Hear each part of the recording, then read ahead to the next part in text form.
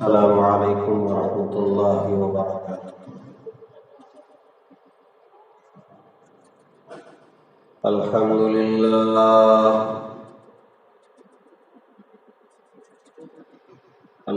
للہ نحمده ونستعینه ونستغفره ونؤمن به ونتوکل علیہ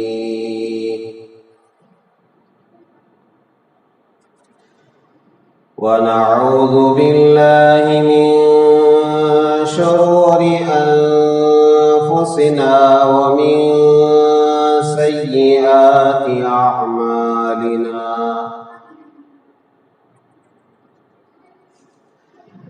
ونعوذ باللہ من شرور انفسنا ومن سیئات اعمالنا،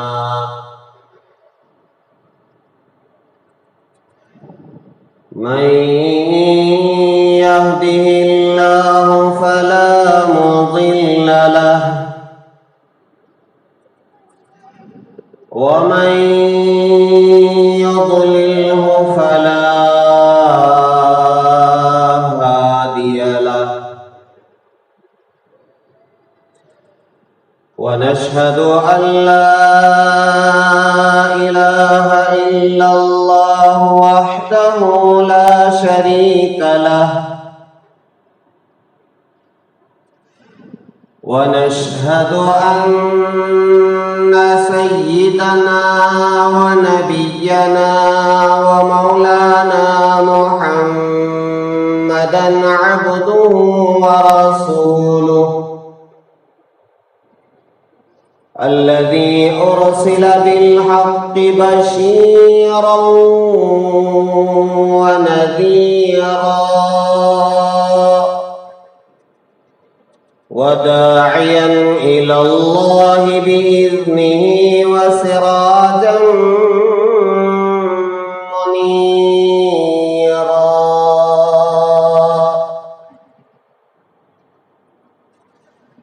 أما بعد فقد قال الله تبارك وتعالى في القرآن المجيد: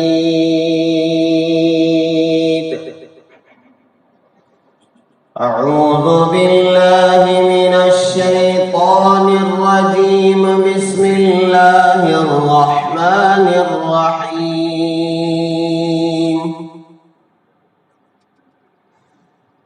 يا أيها النبي قل لأزواجك وبناتك ونساء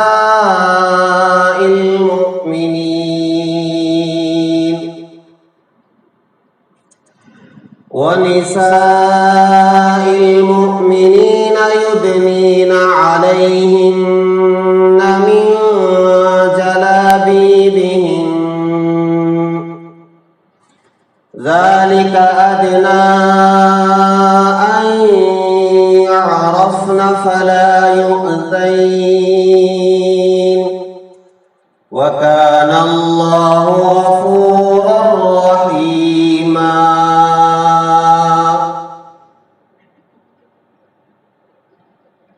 آمنت بالله صدق الله العظيم وصدق رسوله النبي الكريم، ونحن على ذلك لمن الشاهدين والشاكرين، والحمد لله رب العالمين.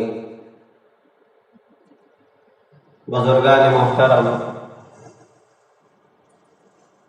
اس وقت میں نے جو آیت کریمہ تلاوت کی ہے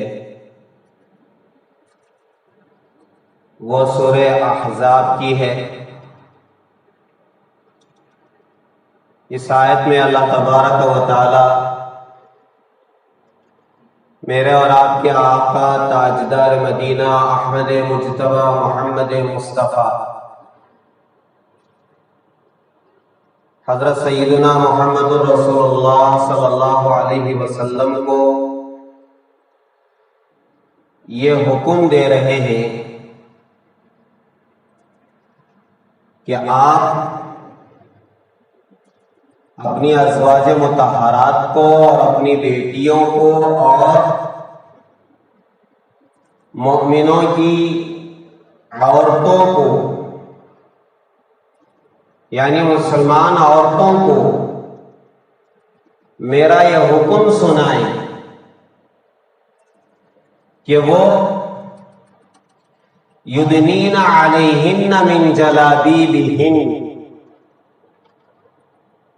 کہ وہ اپنے چہرے پر، اپنے منہ پر چادر ڈالے، پردہ ڈالے۔ اس سے کیا ہوگا؟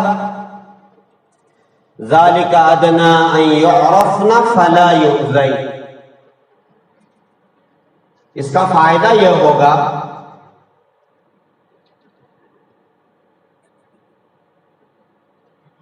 جو منافقین غیر عورتوں کو ستا رہے ہیں یا ان کے ساتھ چھیڑ چھاڑ کر رہے ہیں، ان کو پتہ چل جائے گا کہ یہ جو عورت آ رہی ہے یہ پاک دامن عورت ہے، اس کے ساتھ کوئی چھیڑ چھاؤ نہ کرے، چھیڑ چھاڑ نہ کرے۔ یہ عفت اور عصمت کی ملکہ ہے، یہ عفت اور عصمت کا گویا مجسمہ ہے، سر سے لے کر پاؤں تک یہ پاک دامن ہے، اس کے ساتھ کوئی چھیڑ خانی نہ کرے، چھیڑ چھاڑ نہ کرے۔ وَكَانَ اللَّهُ غَفُورًا رَحِيمًا، اور اللہ تعالیٰ بڑے معاف کرنے والے اور بڑے رحم کرنے والے۔ ہم مسلمان ہیں،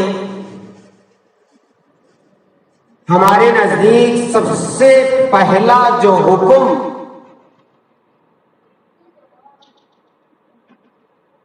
فرض کے درجے میں بلکہ فرض جس کا ماننا ہمارے لیے ضروری، وہ ہے اللہ کا حکم، اور پھر اس کے بعد رسول اللہ کا حکم۔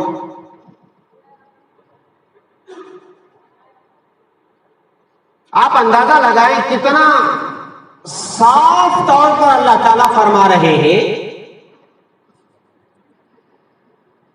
کہ عورتوں کے لیے پردہ ضروری ہے، حجاب ضروری ہے، پردے سے عورت کو جدا کیا ہی نہیں جا سکتا۔ اسے کہتے ہیں عربی میں جزو لا ينفك، یعنی یہ ایسا جزو ہے، یہ ایسا حصہ ہے، یہ ایسا حکم ہے کہ عورت کو پردے سے جدا کیا ہی نہیں جا سکتا، اس میں کوئی دو رائے نہیں ہے۔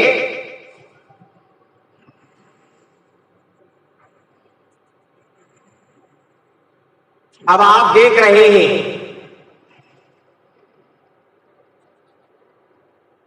دس 15 دنوں سے ایک واویلا مچا ہوا ہے حجاب والا، اور پھر پوری ریاست میں ہنگامے ہیں۔ اب ایسے میں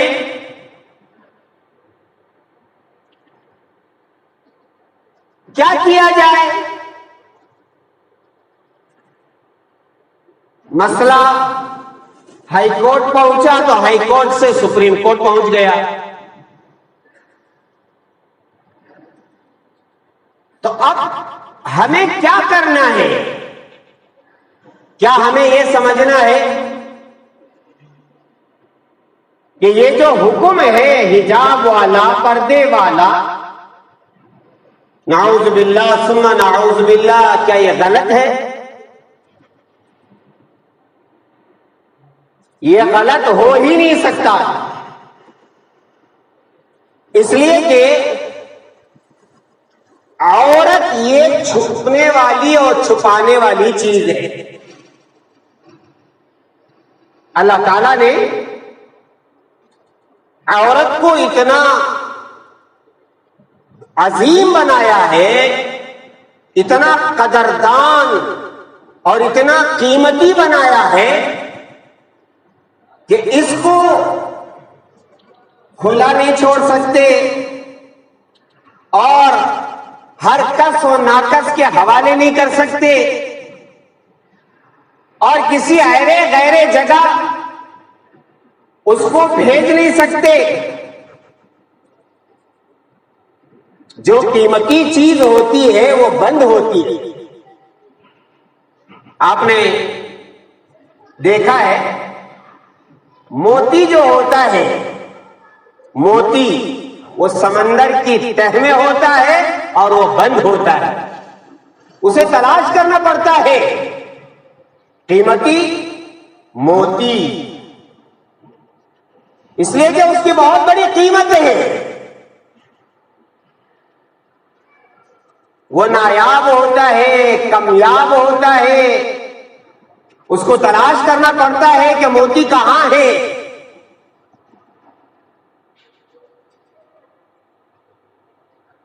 قیمتی چیز چھپی ہوئی ہوتی ہے اور اس کو چھپایا جاتا ہے۔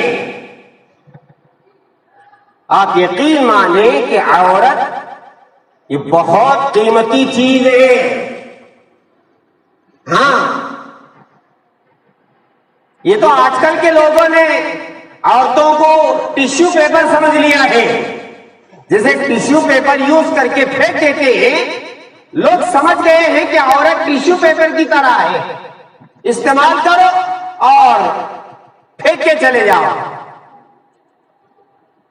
نہیں میرا عزیزو، عورت اس کا مقام بہت اونچا ہے۔ اللہ تعالیٰ نے عورت کو جو مقام دیا ہے وہ بہت اونچا ہے۔ کبھی بیٹی کا مقام ہے ایک ہی لڑکی، بیٹی بن کے آتی ہے تو اس کا مقام الگ ہے، بہن بن جاتی ہے تو اس کا مقام الگ ہے، بیوی بن جاتی ہے اس کا مقام الگ ہے، ماں بن جاتی ہے تو پھر تو اللہ تعالیٰ جنت اس کے قدموں میں رکھ کے رکھ دیتے۔ ہاں، اور اللہ تعالیٰ نے عورت کی اتنی قدر کی ہے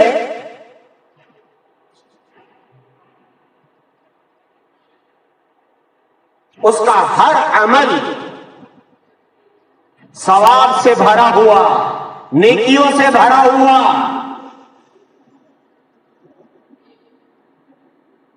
میں آپ کو بتاؤں،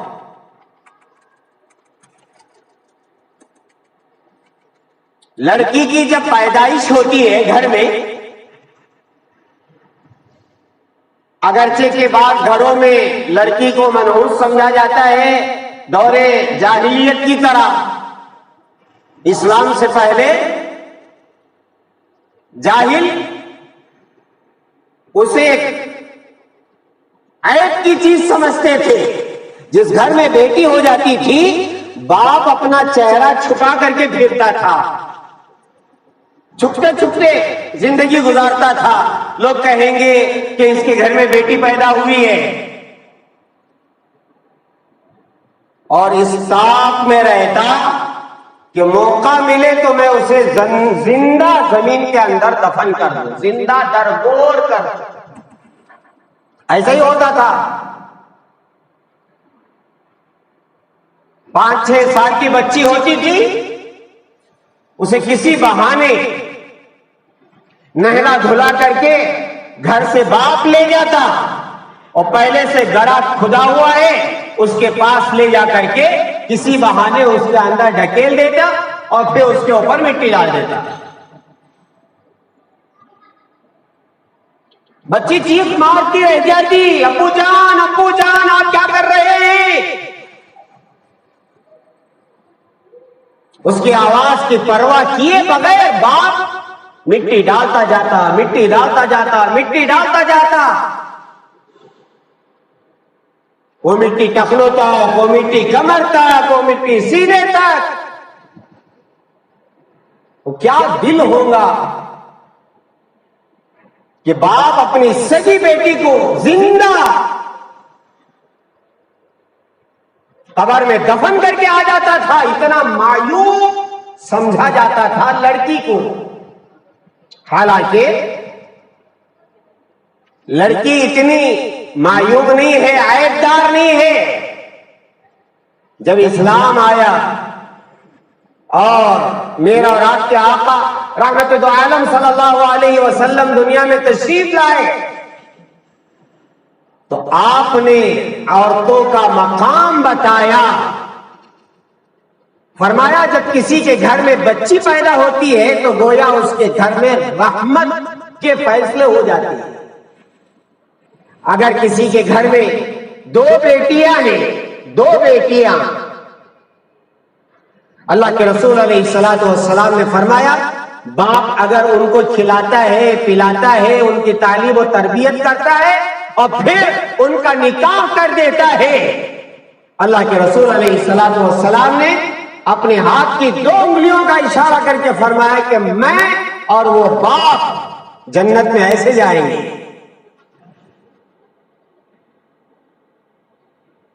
جیسے 2 انگلیاں آپس میں ملی ہوئی ہیں، ایسے میں اور وہ 2 لڑکیوں کا باپ۔ ہاں میرا عزیزو، بیٹی گھر میں رحمت ہے، رحمت۔ میں بہت پہلے ایک حدیث آپ کو سنا چکا ہوں کہ گھر میں بیٹا بھی ہے، بیٹی بھی ہے، اور باپ کوئی چیز باہر سے لائے تو بجائے بیٹے کو پہلے دینے کے بیٹی کو پہلے دے۔ ہاں، اللہ کے یہاں بیٹی کا، عورت کا بڑا مقام ہے۔ اب اگر وہ بیٹی کنواری اللہ کے پاس پہنچ جاتی ہے، آپ کا نام خلیل ہے، ہمارے خلیل بھائی کی بیٹی اس ہفتے انتقال کر گئی، جن کا گزشتہ ہفتہ اعلان ہوا تھا صحت کے لیے۔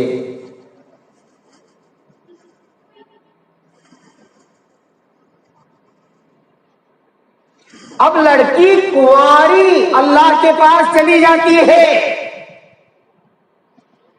شادی نہیں ہوئی، اور ازدواجی زندگی اور اس کی خوشیاں کیا ہوتی ہیں اس کنواری لڑکی کو پتہ نہیں۔ وہ اللہ کو پیاری ہو گئی تو اللہ کے رسول علیہ الصلوۃ والسلام نے فرمایا کہ وہ کنواری لڑکی قیامت کے دن شہیدوں کے ساتھ اٹھائی جائے۔ شہید کا مقام اللہ تعالیٰ اس کی مغفرت کر دیتے ہیں، اور جنت میں جانا شہید کے لیے اللہ کے فضل سے لازم ہے، تو اس کنواری لڑکی کا جنت میں جانا لازم ہے۔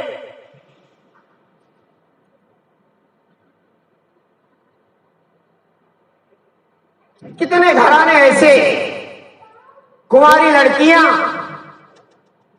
اللہ کو پیاری ہو جاتی ہے، باپ پر پہاڑ ٹوٹ پڑتا ہے، ماں پر پہاڑ ٹوٹ پڑتا ہے۔ میں نے دین سے کہا صبر کا دامن مت چھوڑو، انہوں نے کہا کیا کرے، صبر نہیں ہوتا، نہیں صبر کرنا پڑے گا۔ صبر کرنے کے بعد جو اجر ہے، جو ثواب ہے، اور سنو، جس کے گھر میں 2 بچیاں انتقال کر جاتی ہیں، بچہ ہو کہ بچی ہو، اللہ کے رسول علیہ الصلوۃ والسلام نے فرمایا وہ 2 بچیاں والدین کے لیے جنت میں جانے کا سبب بنیں گی۔ ایک صحابی نے پوچھا، اے اللہ کے رسول، اگر کسی کی ایک اولاد، ایک بچی، ایک بچہ اللہ کے پاس پہنچ چکا ہو، تو فرمایا کہ وہ یہ والدین کے لیے جنت میں جانے کا سبب بنیں گے۔ قربان جائے رحمت دو عالم صلی اللہ علیہ وسلم پر ایک صحابی نے پوچھ لیا، اے اللہ کے رسول، اگر کسی کے یہاں نرینہ اولاد، بچے بچیاں آنکھوں کے سامنے کھیلتے کھیلتے کھیلتے بڑے ہو گئے، ان کی بچیاں نہیں مری، تو پھر وہ والدین کیسے جنت میں جائیں گے؟ رحمت دو عالم صلی اللہ علیہ وسلم نے فرمایا کہ ان والدین کے لیے میں محمد جنت میں جانے کا سبب بنوں گا، میں لے کے جاؤں گا۔ آئے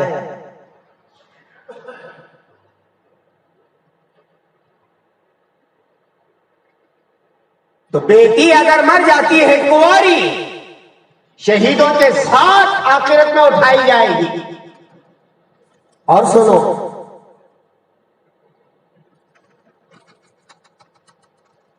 بچی بڑی ہوئی، باپ نے نکاح پڑھا دیا، اب وہ بچی جب نماز پڑھتی ہے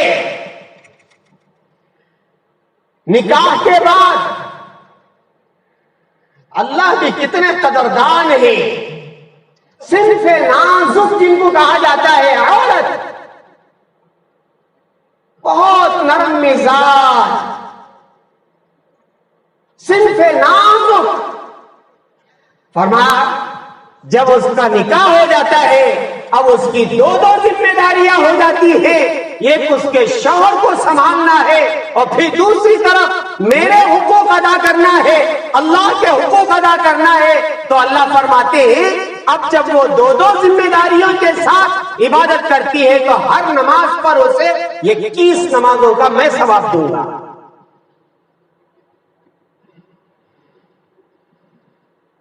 نکاح ہوا، نکاح سے پہلے کی نمازیں، ایک نماز پر 1 ثواب، نکاح کے بعد شوہر کے ساتھ جو لڑکی رہتی ہے دلہن، فرمایا اس کے ایک ایک سجدے پر، ایک ایک رکعت پر 21 رکعتوں کا، 21 سجدوں کا اسے ثواب۔ کتنے بڑے قدردان، اللہ کی نگاہ میں لڑکی کتنی عظمتوں والی۔ اور سنو، کسی کی سفارش بھائی کرے گا، بہن کرے گی، ماں کرے گی، باپ کرے گی، باپ کرے گا، تایا کرے گا اور پھوپھی کرے گی، سفارش کرتے، مگر عورتوں کے بارے میں وَعَاشِرُوهُنَّ بِالْمَعْرُوفِ، اللہ فرما رہے ہیں لوگوں عورتوں کے ساتھ اچھا سلوک کرو۔ یہ کون سفارش کر رہے ہیں؟ عورت کی سفارش اللہ کر رہے ہیں۔ وَعَاشِرُوهُنَّ بِالْمَعْرُوفِ، نکاح کر کے ساتھ میں لے جا رہے ہو۔ آپ نے دیکھا ہوگا جب رخصتی ہوتی ہے ہاتھ میں ہاتھ ملاتے ہیں اور نصیحتیں کرتے ہیں، یہ آپ کی امانتیں ہیں، لے جائیں، اب تک ہمارے پاس تھی۔ جب حوالے کر رہے ہیں اللہ کا اوپر سے حکم ان کو سنایا جائے، اللہ آپ سے کہہ رہے ہیں وَعَاشِرُوهُنَّ بِالْمَعْرُوفِ، ان کے ساتھ آپ اچھا سلوک کریں، یہ آپ کی بیوی ہے، اللہ کا حکم ہے آپ ان کے ساتھ اچھا سلوک کریں۔ دیکھیں اللہ سفارش کر رہے ہیں۔ اب جب بیاہ کے بعد، نکاح کے بعد بچی امید سے ہوتی ہے، اسٹپ بائی اسٹپ، خوشیاں ہی خوشیاں ادھر اور ادھر دیکھو نیکیوں کے، رحمتوں کے فیصلے۔ فرمایا جس بچی کو حمل ٹھہرتا ہے امید سے ہوتی ہے، فرمایا جس دن حمل ٹھہرتا ہے اللہ تعالیٰ اس لڑکی کے پورے گناہ معاف کر دیتے ہیں۔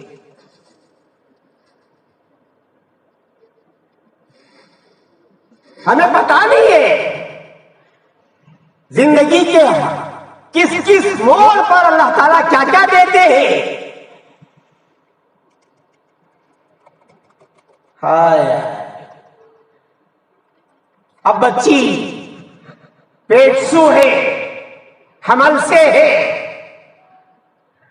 اب جب اسے تکلیف ہوتی ہے اور آہ آہ کرتی رہتی ہے، گھر کے کام و کاج میں اسے تکلیف ہوتی ہے، اب جب وہ آہ آہ کر رہی ہوتی ہے اللہ تعالیٰ فرشتوں سے کہتے ہیں میرے فرشتوں، میری بندی میرے بندے کی امانت اپنے پیٹ میں رکھ کر کے تکلیف اٹھا رہی ہے، اس کے ہر آہ کرنے پر ایک ایک سبحان اللہ لکھو، ایک ایک الحمدللہ لکھو، ایک ایک اللہ اکبر لکھو، گویا وہ آہ کر رہی ہے اور ادھر اللہ تعالیٰ ذکر کرنے کا ثواب دے رہے۔ ہمیں معلوم نہیں ہوتا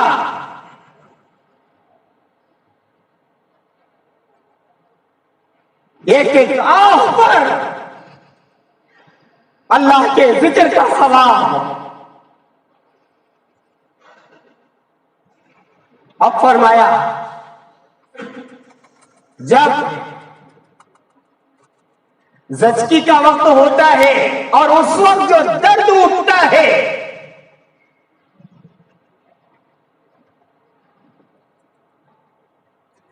بچی تڑپ رہی ہے حمل کی وجہ سے، فرمایا اس کے ایک ایک درد پر اللہ تعالیٰ عربی النسل غلام آزاد کرنے کا ثواب عطا کرتے۔ اور عربی النسل غلام آزاد کرنے کا ثواب کیا ہے؟ فرمایا جو شخص غلام آزاد کرتا ہے اللہ تعالیٰ اسے جہنم سے آزاد کر دیتے۔ یہ بچی یہاں تڑپ رہی ہے حمل کی وجہ سے، اور آسمانوں میں فیصلے ہو رہے ہیں کہ اس بچی پر جہنم حرام ہے۔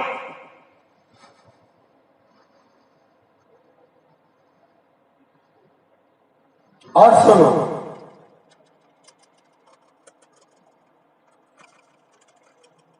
اگر خدا نہ خواستہ زچگی کے وقت بچے کی اولاد کے وقت ماں کا انتقال ہو جاتا ہے، اللہ اتنے کریم ہے، اتنے رحیم ہے کہ اس عورت کو قیامت کے دن شہیدوں کے ساتھ کھڑا کرے گی۔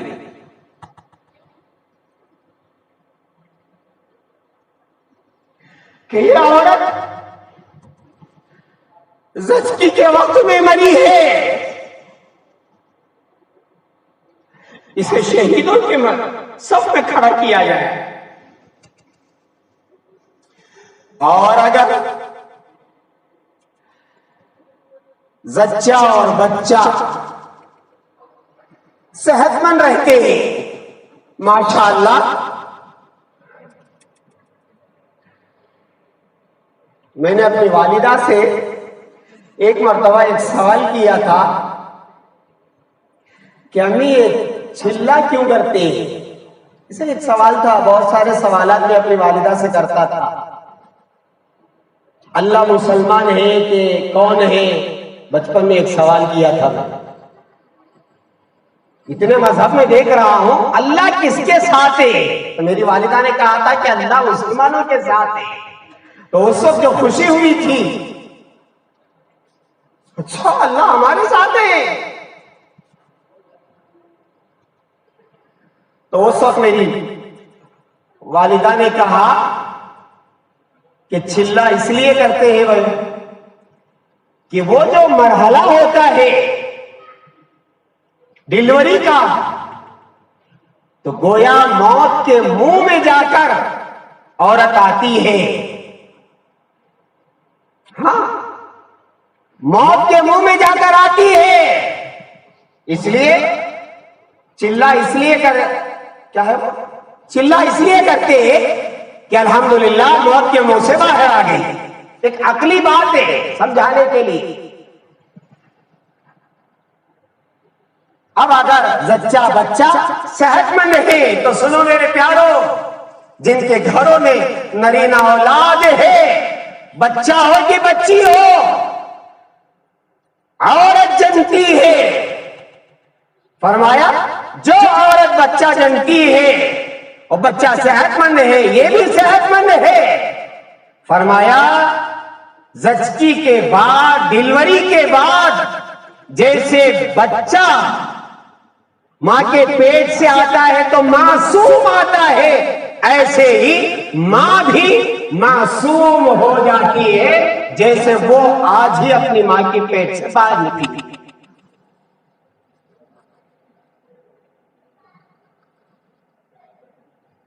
تو گویا زچہ بچہ دونوں معصوم ہوتے ہیں.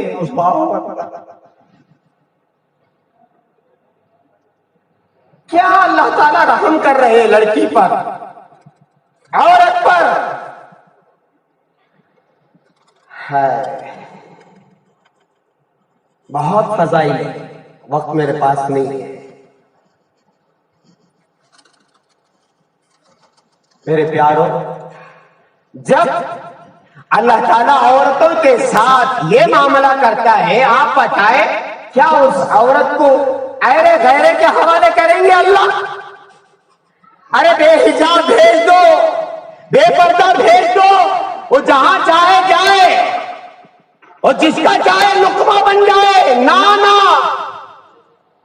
عورت جائے کالج، عورت جائے گھر کے باہر، عورت جہاں چاہے جائے مگر شریعت کے حدود میں رہ کر جائے، حجاب کے ساتھ.